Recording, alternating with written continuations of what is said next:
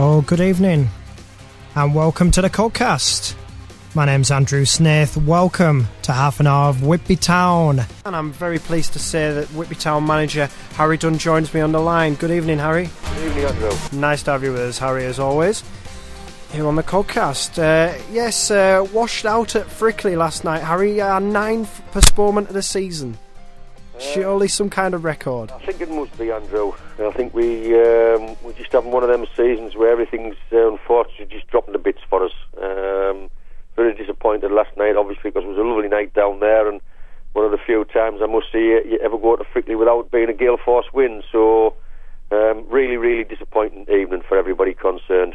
Would you say the referee made the right decision in the end, though, Harry? Well, I think so, because what we didn't want to happen was we didn't want to start the game and finish it after 20 minutes or half an hour when everybody's up to the eyeballs in clarts and soaking wet, and lads are going home and end up with a flu the day after. So, and I know when I travelled home after the game was postponed last night, it was raining quite heavy, so I could see it getting a start, and then the referee called it off, and it would have been a farce. So you've got to try and do what's right, not only for the players but also for the people who come to the game to watch as well. Okay, Harry. Well, we'll go back to Saturday with the 2-0 defeat at Marine, of course. Ashley Life taken to hospital in an ambulance there with a foot injury, and also Alex Gildeas sending off, Harry. I mean, how much of a difference did those two incidents make to the final result? Well, to be honest with you, Andrew, I couldn't see them beating us. I think first half we held them quite comfortable, and I felt we had a couple of reasonable chances. Ash was unlucky with a great effort. Again, from a striking point of view, obviously we didn't have any strikers.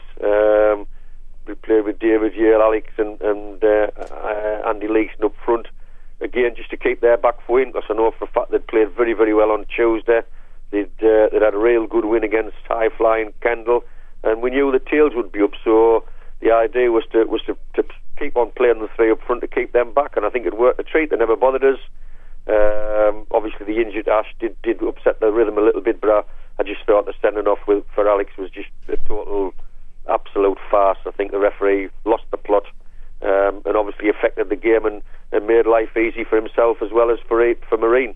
And what was your view of the sending off then, Harry? What did you see? Well, the thing about it, from where we were looking, it was two players who got tangled up and who jumped up, and then all of a sudden, everybody runs in with the handbags out and what have you. If you send one off, you send two off, and I know all players were very disappointed with the referee's performance in the first half. We did have a word at half time about don't get involved. Unfortunately, it didn't happen. They didn't take that much. Well, not saying they didn't take that much notice, but we knew the first time there was going to be any incident, everybody was going to run in, because there was a little bit of, how can I say, afters going on in the first half. But I just felt the referee. I've got to be careful what I say, Andrew. I just felt the referee didn't do himself justice any way, shape or form during the game. Okay, Harry. Of course, the number 9 who was involved, Thomas Moore, was also involved in a clash with Denny Ingram during the Burscough game as well earlier in the season, Harry. Maybe not a massive coincidence if he was involved again on Saturday. Well, from what our players told us after the game, apparently the linesman had specifically said to the referee that the 9's got to go as well. But the other thing, I don't know whether you realise or not, Andrew, but the referee also allowed them to take the free kick with A, a load of players around the ball, and B, the linesman still on the pitch when he tried to lob Cammy from just on the halfway line. So I just think it shows, how far the referee was away from what was happening, and how much he didn't give us a rub of the green. Who is going to take centre stage this year? The winner is... On Saturday the 8th of May at 7:30pm, Whitby Town Football Club present the end of season awards night at the Stables Restaurant, Whitby. The night comprises of the player awards presentations, a casino, a superb buffet and live entertainment from a magician. Admission is by ticket only, priced at £12 each, and there are a limited number of tickets available. So to get yours, please see our chairman, Graham Manser. The winner is...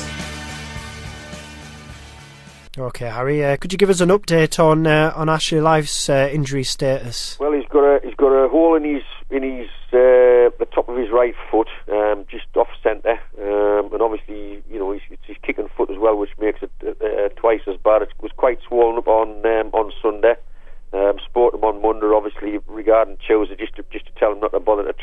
wouldn't do him any good. It's still quite heavily swollen at the moment, and he'll obviously not be available for this weekend at all, I don't think, but hopefully we can get him down on Saturday and get some treatment and maybe get somewhere near for the return game with Frickley next Wednesday. Okay, Harry. So Ashley Life not involved in the Easter weekend games. Could you tell us if any of our other injured players might be? Well, Charlo did a little bit before the game last night, and I've spoken to him, text him, because nowadays, Andrew, these young lads don't believe in speaking, they just text you. Something which it takes an old bloke like me a little while to get into, but having said that, they'd rather text you than talk to you. That's the way it is. But he's texted and said he ran okay, but he's still feeling a little bit, so I think he'll struggle. We're quite hopeful Jed will be somewhere near.